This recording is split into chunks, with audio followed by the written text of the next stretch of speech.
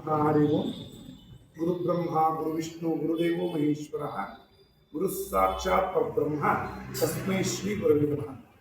ಇವತ್ತಿನ ದಿನ ನವರಾತ್ರಿಯ ಎರಡನೇ ದಿನ. ಮೊದಲೇ ಶ್ಲೋಕದಲ್ಲಿರುವಂತೆ ಪ್ರಥಮಂ ಶೈಲಪುತ್ರೀತಿ ದ್ವಿತೀಯಂ ಬ್ರಹ್ಮಚಾರಿಣಿ. ನಿನ್ನೆಯ ಕಥೆಯನ್ನು ಮುಂದುವರಿಸುತ್ತಾ ಹೇಳೋದಾದರೆ, ಪರ್ವತರಾಜನ ಕುಮಾರಿಯಾದಂತಹ ಪಾರ್ವತಿಯಂತ ಶೈಲಪುತ್ರಿ ಪೂರ್ವ ಸಂಸ್ಕಾರದಂತೆ ಶಿವನೇ ಪತಿಯಾಗಬೇಕೆಂದು ತಪಸ್ಸನ್ನು ಆಚರಿಸ್ತಾ ಇದ್ದಾಳೆ. ಹೇಗಪ್ಪ ಅಂತಂದ್ರೆ, ಗಾಳಿಯ ಸೇವನೆ ಮತ್ತು ತರಗೆಲೆಗಳ ಸೇವನೆ ಮಾತ್ರ ಮಾಡಿಕೊಂಡು ಎಷ್ಟೋ ಸಾವಿರ ವರ್ಷ ತಪಸ್ಸನ್ನು ಆಚರಿಸ್ತಾಳೆ ಅಂತ ಹೇಳ್ತಾರೆ. ಹಾಗೆ ತಪಶ್ಚರಿತ್ರಳಾದಂತಹ ತಾಯಿ ಶ್ವೇತವರ್ಣವನ್ನ ಧರಿಸಿ, ವಸ್ತ್ರವನ್ನು ಧರಿಸಿ, ಜೊತೆಗೆ ಕಮಂಡಲ ಮತ್ತು ಮಣಿಸರದಿಂದ ಶೋಭಿಸುತ್ತಿರುತ್ತಾಳೆ.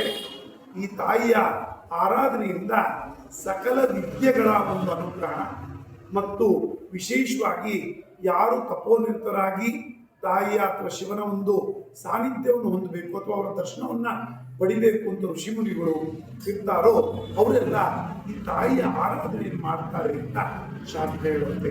ಹಾಗಿರ್ತಕ್ಕಂತಹ ಈ ಒಂದು ಬ್ರಹ್ಮಚಾರಿಣಿ ಅವತಾರದಲ್ಲಿ ತಾಯಿ ಎಲ್ಲರಿಗೂ ಕೂಡ ಒಳ್ಳೆಯ ಅನುಗ್ರಹವನ್ನು ಮಾಡಿ ಸದ್ವಿದ್ಯೆಗಳನ್ನೆಲ್ಲ ಕೊಡಲಿ ಅಂತ ಹೇಳಿದರು. ಜೈ ವಾಸು.